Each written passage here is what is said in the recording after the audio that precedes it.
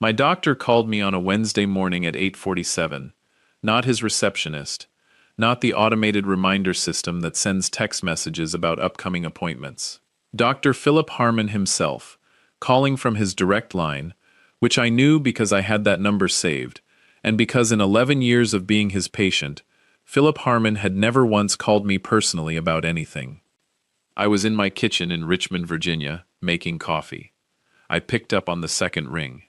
He said, "George, it's Philip. I need you to come in this morning. Are you available?" I said, "What's wrong?"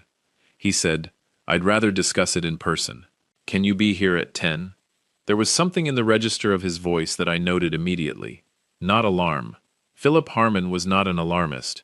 He was a measured, methodical internist who had been practicing medicine in Richmond for 26 years and who did not reach for drama when plain language would serve. What I heard in his voice was something more specific than alarm. It was the particular careful tone of a man who has encountered something he does not yet fully understand and is being deliberate about how he handles it. I said, "I'll be there at 10. I finished my coffee. I fed the bird on the back porch, a brown-headed nuthatch that Eleanor had named Gerald, and that still came to the same feeder at the same time every morning, as though she had personally arranged the appointment. I put on my jacket. I drove to Philip's office on Grove Avenue. He met me in the hallway outside his office, rather than having me wait in the examination room, which was also unusual, and he brought me directly to his desk, rather than to the clinical side of the practice. He closed the door, he sat down, he slid a manila folder across the desk toward me. He said, "George, someone submitted a set of neurological evaluation documents to the Henrico County Circuit Court last week. The documents are dated over the past 4 months. They include 2 separate cognitive assessments and a physician's statement of evaluation. The physician's name on those documents is mine. My signature, my license number, my letterhead." I looked at the folder. He said, "George, I did not write those documents. I did not conduct those evaluations. I did not sign anything. Every single page in that folder is a document I have never seen before today." I opened the folder. I looked at the first page. It was a neurological evaluation form on what appeared to be Philip Harmon's letterhead, his practice name, his Grove Avenue address, his license number in the header. The date was November 14th. The patient name was mine, George Allen Calloway. The evaluation described moderate cognitive impairment, difficulty with short-term memory retention, confusion regarding financial decisions, and a clinical recommendation for supervised care and restricted independent financial management. I turned to the second page, then the third, then the physician's statement, 2 pages long, written in precise clinical language, recommending that the court give serious consideration to the appointment of a legal guardian to manage the affairs of George Allen Calloway, age 69, of Richmond, Virginia, given the documented and progressing nature of his cognitive condition. At the bottom of the physician's statement was a signature. It looked enough like my doctor's signature to pass a casual inspection. I turned to the last page. An addendum. A single paragraph describing a follow-up evaluation conducted on January 8th, confirming the progression of previously documented symptoms. I looked up from the folder. Philip was watching me with the careful expression of a man who has delivered difficult news before and understands that the correct thing to do in the silence after is wait. I said, "Philip, I have never been in your office for a neurological evaluation, not once in 11 years. He said, "I know that, George." I said, "These dates. November and January. On November 14th, I was in Charlotte visiting my son. On January 8th, I was at the Henrico County Tax Assessor's office disputing a property valuation. Both of those things are documented." He said, "I know." I said, "Someone submitted documents with your name on them to a circuit court claiming I am losing my mind." He said, "Yes." I said, "Who filed the petition?" Philip picked up a separate sheet of paper from the corner of his desk.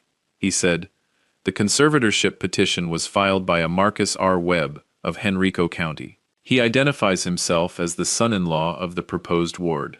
Marcus. I set the folder down on the desk with the particular care that a person uses when they are making a deliberate decision not to crush what they are holding. I looked at Philip's window. Outside, Grove Avenue was moving through an ordinary Richmond morning. Cars and pedestrians and the ordinary indifferent machinery of a day that had no idea what was happening in this office. Philip said, "George, I've already spoken with the Virginia State Medical Board this morning. I've reported the fraudulent use of my credentials.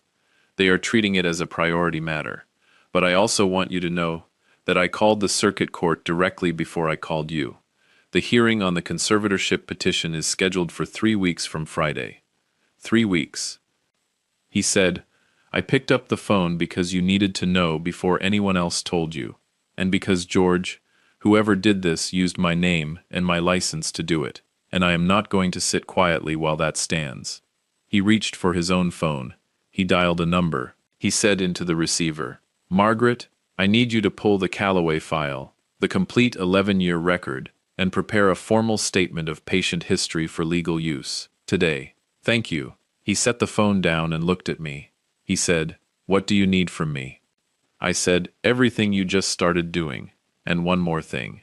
He said, "Name it." I said, "Don't flinch." He said, "George, I have not flinched once in 26 years of practice. I'm not starting today." I picked up the folder. I stood up. I thanked him. I walked out through the waiting room into the Grove Avenue morning, and I stood on the sidewalk for a moment in the February air, and I looked at the folder in my hand. Marcus had filed a petition to have me declared legally incompetent.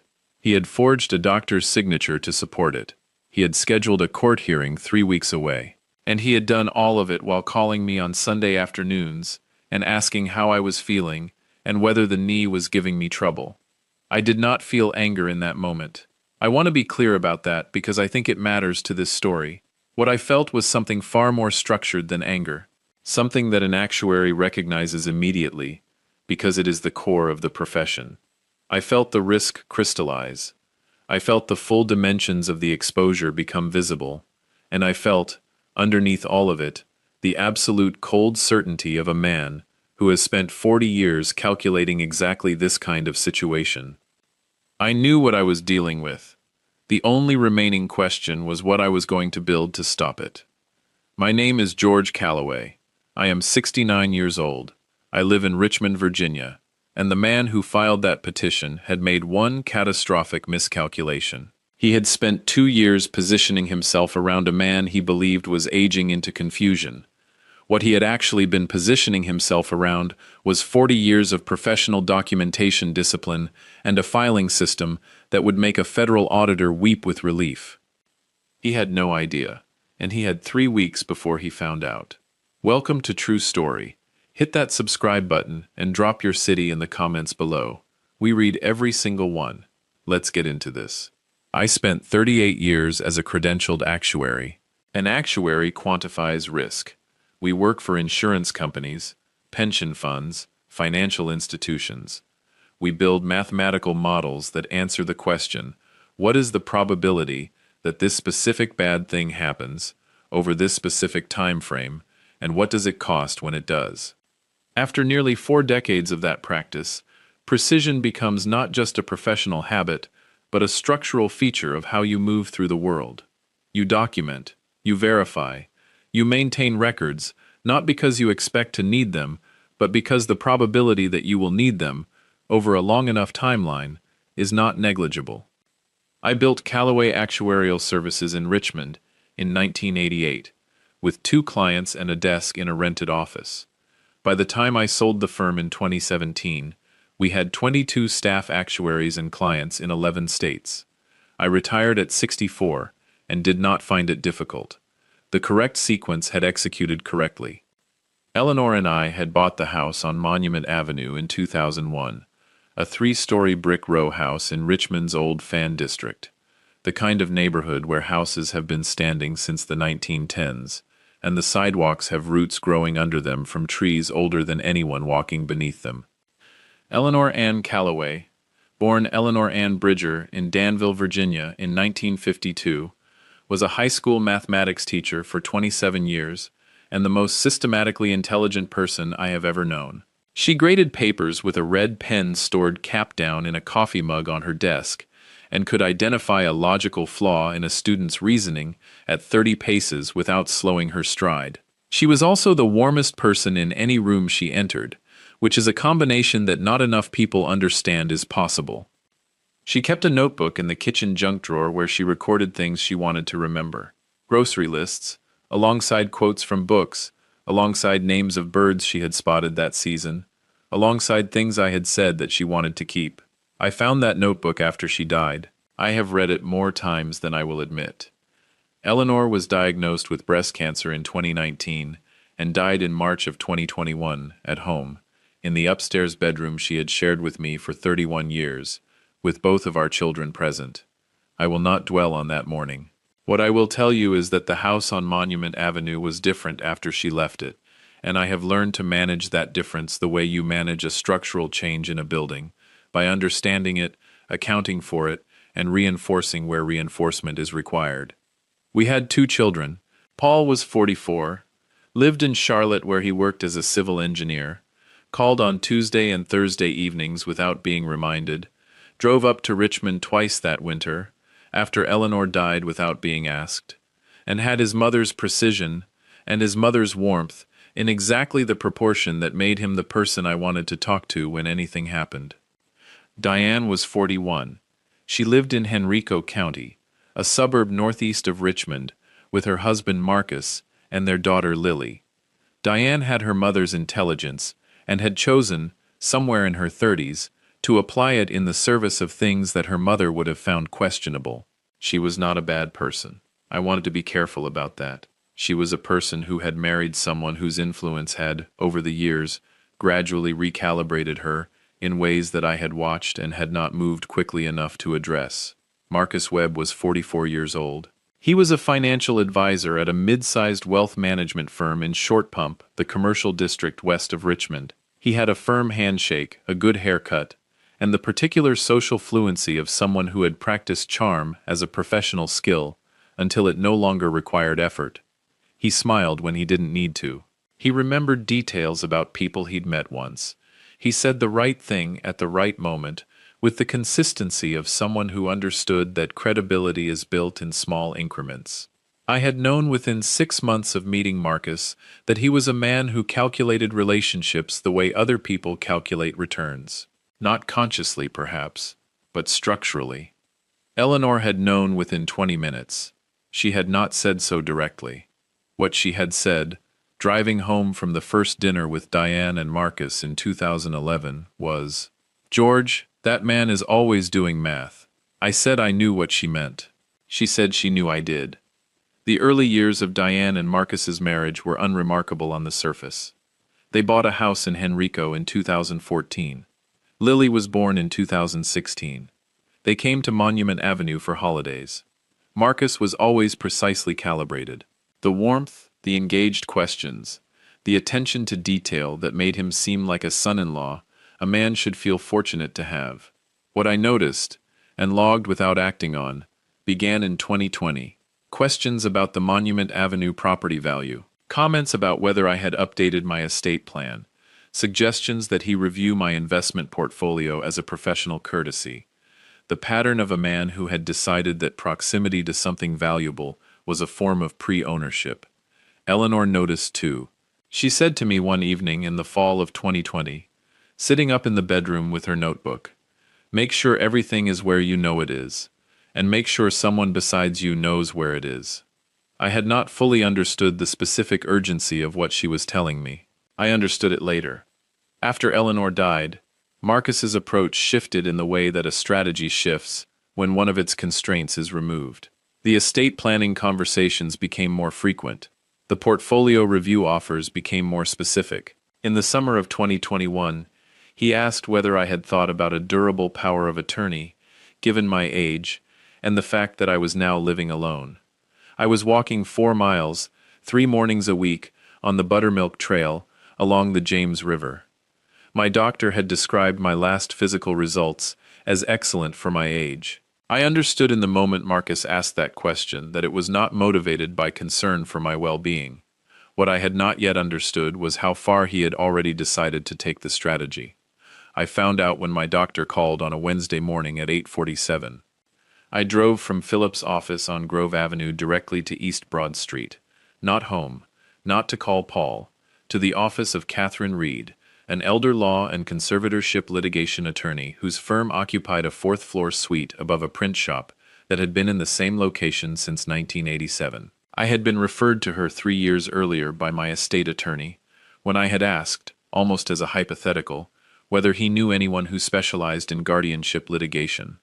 He had said, "I know exactly one person in Richmond who handles that work and wins consistently. Her name is Catherine Reed, and she doesn't do consultations by appointment. You just show up." I had filed that information the way I filed most information, in a place I could retrieve it precisely when I needed it. Catherine Reed was 51 years old, compact and economical in the way that people who do not waste words also tend not to waste movement. Her office had a whiteboard with 3 active case timelines on it in different colors of marker. She was on the phone when her assistant brought me in. She held up one finger, finished her call in 40 seconds, and said, "Sit down. What happened?" I sat down. I put the folder on the table. I said, "My son-in-law filed a conservatorship petition in Henrico County Circuit Court, claiming I have moderate cognitive decline. He supported it with medical documents that appear to have been signed by my physician. My physician did not sign them. The hearing is in 3 weeks." Catherine looked at the folder without touching it. She said, "How do you know they're forged?" I said, "Because I have never undergone a neurological evaluation, and because my doctor called me this morning to tell me he had never written those documents and had already reported the fraudulent use of his credentials to the state medical board." She said, "And you have documentation of where you actually were on the evaluation dates listed?" I said, "November 14th. I was in Charlotte visiting my son. I have a hotel receipt, a toll record, and my son's testimony. January 8th. I was at the Henrico County Tax Assessor's office. I have the appointment confirmation, the stamped dispute form, and a parking receipt from the Commonwealth Building garage time-stamped at 9:14 in the morning." Catherine looked at me steadily for a moment. She said, "What do you do for a living?" I said, "I'm a retired actuary." She said, "That explains the receipts." She pulled the folder toward her and opened it. She read in silence for 90 seconds. She turned pages with the careful, deliberate pace of someone who reads legal and clinical documents professionally. She reached the last page and closed the folder and looked at the wall. Then she said, "This is elder fraud, Mr. Calloway. What your son-in-law has done, if these documents are fabricated, constitutes criminal fraud on the court, criminal fraud against you, and the fraudulent use of a licensed physician's credentials. All 3 of those are separate felonies in the Commonwealth of Virginia." I said, "I know." She said, "How would you like to proceed?" I said, "I want the conservatorship petition denied with prejudice. I want the fraudulent documents entered into a record that follows Marcus Webb wherever he goes professionally. And I want to be standing in that courtroom when he understands what he has walked into." Catherine was quiet for a moment. Then she said, "Those are 3 achievable outcomes." She picked up her pen. She said, "Tell me everything. Start at the beginning and don't edit for relevance. Let me decide what matters." I told her everything. 47 minutes. She wrote in a hand I could not read, 2 full pages, and did not interrupt once. When I finished, she asked 3 questions. Did Marcus have legitimate access to any of my financial accounts? No. Beneficiary designations had been updated after Eleanor died. Paul was my designated successor on all accounts. Was my daughter aware of what Marcus had done? I said I didn't know. I wanted to find out before assuming. Did I have documentation of the conversations in which Marcus had raised power of attorney and estate consolidation? I said, I have contemporaneous notes on every substantive conversation. I've kept them professionally for 40 years. I have entries from March 2021 through last month. Catherine set down her pen. She said, Mr. Calloway, I have handled 31 conservatorship cases in this jurisdiction. In 31 cases, I have had perhaps 4 clients arrive at my office with what you just described. I said, I was an actuary for 38 years. Documentation is not a habit. It's a reflex. She almost smiled. She said, let me tell you what we're going to do.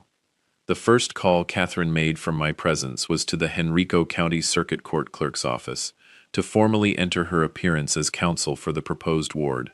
It immediately changed the legal posture of the proceeding. An attorney's entry signals that the proposed ward will not simply be processed.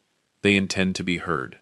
The second call was to an investigator named Dennis Pryor, who worked out of a small office in Shockoe Bottom, the old warehouse district near the river. He was 59 years old, wore the same gray sport coat to every meeting I had with him, and was interested in what was true rather than what his client wanted to be true. He called Catherine 3 days later and told her what he had found. What Dennis Pryor found was not a simple crime of opportunity. What Dennis found was an architecture. Marcus had, over 22 months, researched Virginia conservatorship law, identified a document preparation service in Midlothian that produced template medical forms, and constructed a paper record of 4 interactions with my physician's office that never occurred. The letterhead templates were close enough to Philip Harmon's actual letterhead to pass non-specialist scrutiny. He had forged Philip's signature by copying it from a letter Philip had written to Eleanor during her illness in 2020, a letter that had passed through the house during the estate settlement after she died. He had used Eleanor's illness paperwork to steal her doctor's signature. I want you to sit with that for a moment, because I needed to sit with it myself. Dennis also found that Marcus had opened a business account at a bank in Chesterfield County under an entity called Webb Family Trust Management, LLC, registered November 2022. Stated purpose: financial management services to family members. No clients, no revenue, no deposits. A clean, empty structure, waiting to receive something that had not yet arrived. Catherine looked at that account for a long time. She said, he built the receiving structure before he built the fraud. He expected you to be processed. I said, he has known me for 13 years. She said, he saw what he expected to see. A 69-year-old widower, isolated, compliant. He saw the outside and drew the wrong conclusion. I said, my wife told me he was always doing math. She said, she was right. He just wasn't doing it on the right variables. The question of Diane. I have to tell you about that conversation separately, because it is the part of this story that cost me the most, and that I have thought about the most in the months since. I called Diane on the Tuesday evening of the second week, 10 days before the hearing. Catherine had advised the conversation needed to happen. I needed to know where Diane stood before I walked into that courtroom. She answered on the third ring, her normal voice. I told her to listen before she responded. Then I told her everything. The folder, the forged documents, the timeline Dennis had reconstructed, the LLC in Chesterfield County with no deposits. All of it without stopping. When I finished, the line was quiet for a long time. Long enough that I checked once to make sure the call hadn't dropped. She said, Dad, I didn't know about the documents. I didn't know he had done that. I said, what did you know? She said, he told me he had filed a petition to protect you. That at your age and living alone it was the responsible thing. He said you'd resist at first. He showed me a summary of the filing. Not the full document. He said the details were technical. I sat with that. The details were technical. The particular language a man uses when he needs his wife compliant without being informed. I said, are you going to stand beside what Marcus did, or are you going to tell the truth? A long silence. The sound of a person understanding something about her own life she had been avoiding. She said, I'll tell the truth. Whatever it is, I'll tell it. I said, meet with Catherine tomorrow morning. Bring everything in writing. Texts, emails, anything. She said, I have texts. I said, I know, Diane, I love you. That is not conditional on any of this. But what Marcus did is a crime. Your role in the next 2 weeks determines a great deal about what comes after. She said quietly, I know, Dad. At the end, she said, I'm sorry I didn't ask more questions. I said. Ask them from now on. I hung up and sat at the kitchen table and thought about what Eleanor had said about Diane. Once, in the careful way she said the complicated things. She has your stubbornness and his blind spots. She'll find her way out. Give her room. I had given her room. She had found it. Catherine met with Diane on Wednesday morning and called me that afternoon. 47 text messages spanning 14 months. Diane had understood there was a legal proceeding. She had not known the documentation was forged. She was deceived by her own husband. That was the accurate characterization and the legally meaningful one. Catherine also told me she had filed a formal complaint with the Henrico County Commonwealth's Attorney's Office, in addition to the medical board referral Philip had initiated. She said, "Are you ready for Friday?" I said, "I have been ready for Friday since I was standing on the Grove Avenue sidewalk with that folder in my hand." She said, "Get some rest." Paul drove up from Charlotte on Thursday evening without asking whether he should. He called at 4 and said he was leaving. He arrived at 8:15, and we sat at the kitchen table, and I told him everything. He listened the way his mother listened, completely and without interruption. When I finished, he looked at the table for a moment. He said, "Are you okay?" I said, "I'm functional." He said, "That's not the same thing." I said, "No. Okay comes after Friday." He said, "Mom used to say you were the best at taking care of everything except yourself." I said, "She was right about most things." We talked until 11. I lay in the upstairs bedroom and looked at the ceiling, not anxiously, quietly, the way you lie awake the night before something significant, not because you are afraid, but because you are fully aware. I thought about Eleanor's red pen in the coffee mug on her desk.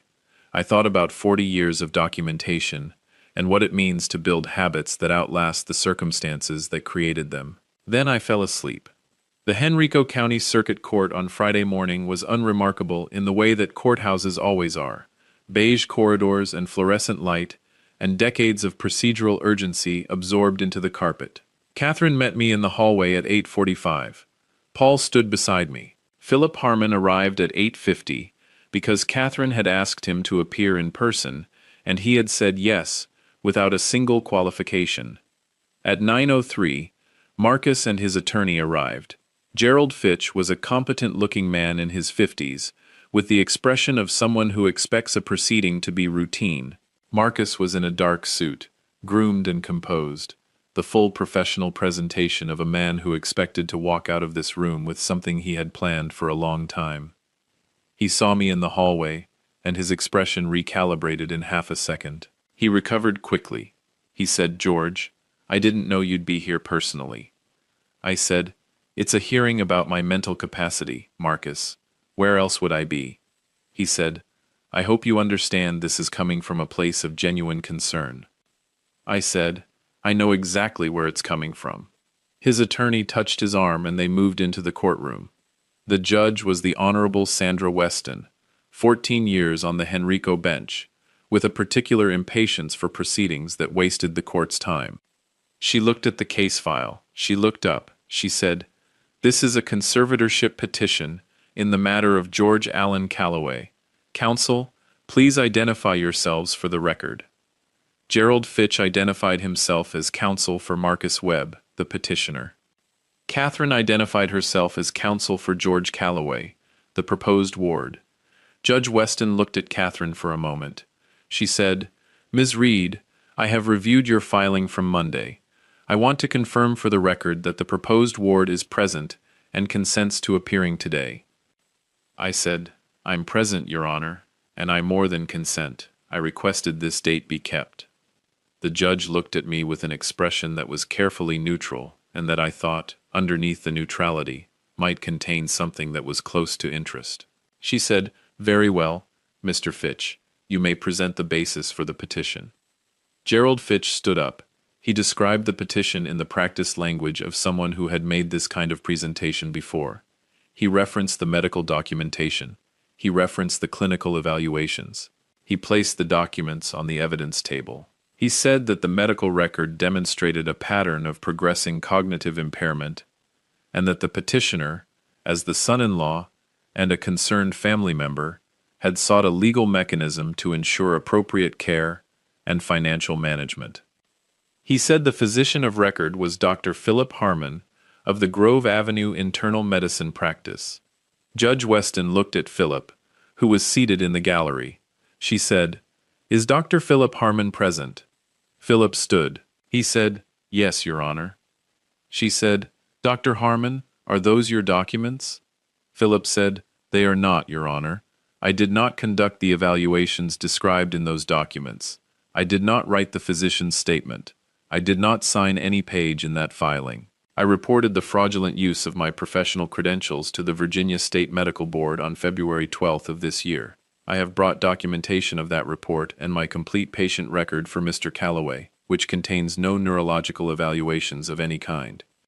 The courtroom did something that courtrooms do when something significant happens in them, which is that every person in the space simultaneously became more still than they had been a moment before. Not theatrical stillness, the stillness of people recalibrating. Gerald Fitch stood very still at the petitioner's table. Marcus was seated to Gerald's left, and I watched his face in the moment after Philip spoke. 40 years of risk assessment teaches you to watch the precise moment when a forecast collides with reality, when the model and the outcome diverge, in a way the model did not predict. I had watched that moment in boardrooms and arbitration hearings, and in the silence that follows a calculation that cannot be made to work. What I saw on Marcus's face was a man understanding, in real time, that the structure he had built had failed, not partially, foundationally. Judge Weston said, "Mr. Fitch, I want to be very precise with you right now. The medical documentation supporting this petition has been disavowed by the physician whose name and credentials appear on it. That physician has reported this to the State Medical Board. Do you have any response to that?" Gerald Fitch said, and his voice had lost the particular confident register it had carried at the beginning of the proceeding. "Your Honor, I was not aware of any issue with the documentation prior to today." Judge Weston looked at him for a moment. Then she looked at Marcus. She said, "Mr. Webb, are you the petitioner in this matter?" Marcus stood. He said, "Yes, Your Honor." She said, "Are you aware that submitting fraudulent medical documentation to this court is a criminal offense under Virginia Code Section 18.2-168? A silence. Marcus said, "Your Honor, I can explain." She said, "I have no doubt." She looked at Gerald. She said, "Counsel, I am suspending this proceeding. I am not dismissing it. I am referring the fraudulent documentation to the Henrico County Commonwealth's Attorney's Office for review. I am also issuing a notation in this case record that the documentation supporting the petition has been formally challenged by the physician of record, and that no independent clinical basis for the petition has been established. Mr. Calloway, I want to state for the record that there is no finding of any kind against you in this proceeding, and that the court takes seriously the situation you have been placed in." She looked at Marcus one more time. She said, "Mr. Webb, I strongly suggest you consult with your attorney about your next steps. This court is adjourned." She stood and left, and the room reorganized itself in the aftermath of what had just happened. "Catherine touched my arm," she said quietly. "That went exactly as it needed to go. Paul was beside me. He didn't say anything. He just put his hand on my shoulder for a moment and stood there, which was exactly right. I looked across the room at the petitioner's table. Gerald Fitch was leaning toward Marcus, talking rapidly in a low voice. Marcus was sitting very still, the suit and the haircut and the professional composure all still technically in place, and all meaning nothing now. He was not the man who had walked into this courtroom an hour ago. That man had had a plan and a position and a structure he had built over 2 years. This man had none of those things. He looked up once, not at me deliberately, just in the involuntary way that people look around when they are trying to reassemble a world that has just reorganized around them. Our eyes met for a moment. I did not look away. I did not say anything. I just looked at him steadily, with the expression of a man who calculated this outcome 14 days ago and found the numbers exactly where he expected them to be. Then I picked up my jacket, and I walked out of the Henrico County Circuit Court into the February morning, with my son beside me, and my attorney behind me, and the folder that had started all of this tucked under Catherine's arm as evidence in a proceeding that was just beginning. The Commonwealth's Attorney's Office opened a formal investigation within 10 days of the hearing. Marcus was charged in April. 2 counts of fraud on the court. 1 count of fraudulent use of professional credentials. 1 count of attempted exploitation of a vulnerable adult, which is the Commonwealth's statutory language for what he had planned to do with my life. He no longer works in financial advisory services in Virginia. The firm in Short Pump terminated his employment the week the charges were filed. I did not follow the details of what followed because I did not need to. Diane filed for divorce in May. She brought 47 text messages to Catherine's office and told the truth on every question she was asked. She is my daughter. The distinction between being deceived and choosing not to look too closely is one I chose to make in her favor. She and Lily live in the Fan District now, 12 minutes from Monument Avenue. She comes to dinner on Wednesday evenings. She asks more questions than she used to. Paul drove up from Charlotte for the first dinner she came to. The 3 of us sat at the kitchen table for the first time in a long time without the undertone the past 2 years had layered over everything, and Diane said, "Dad, Mom knew, didn't she, about Marcus?"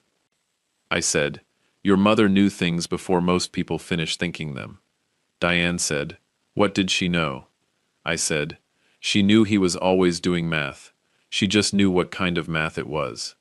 Diane looked at her plate for a moment. Then she said, "I should have asked her more questions when I had the chance." I said, "Ask them now." She left enough answers behind. The red pen is still in the coffee mug on Eleanor's desk upstairs. I have not moved it. The nuthatch still comes to the back porch feeder at the same time every morning. I refilled it this week with the same seed mix Eleanor researched in 2018. The Monument Avenue house is held in the Eleanor and George Calloway Family Trust. Paul is the designated beneficiary. Catherine Reed is the successor trustee. Everything that matters is where I put it, and documented correctly. I am 69 years old. I walk the buttermilk trail 4 mornings a week. I keep contemporaneous notes on every substantive conversation, and I maintain a filing system an auditor could navigate in under 15 minutes. I am, in every meaningful clinical and practical sense, a fully functional adult. The documents that claimed otherwise are now entered into a court record as evidence of a crime. That is the only record that matters. My father used to say, "A man is the sum of what he builds and what he protects." He was a plumber in Danville, and he built stability and protected it every day until the day he died. I absorbed that the same way I absorbed everything that mattered, through the walls, without being told. I built something. Someone tried to take it. I protected it with 40 years of documentation, and 1 very good attorney, and a doctor who picked up his own phone and made the call himself. That is the inheritance that actually matters. If this story stayed with you, drop a comment below and tell me which moment hit you the hardest. Hit that like button, subscribe if you are not already here, and I will see you in the next one. True Story uploads every week. Subscribe and hit the bell so you never miss one.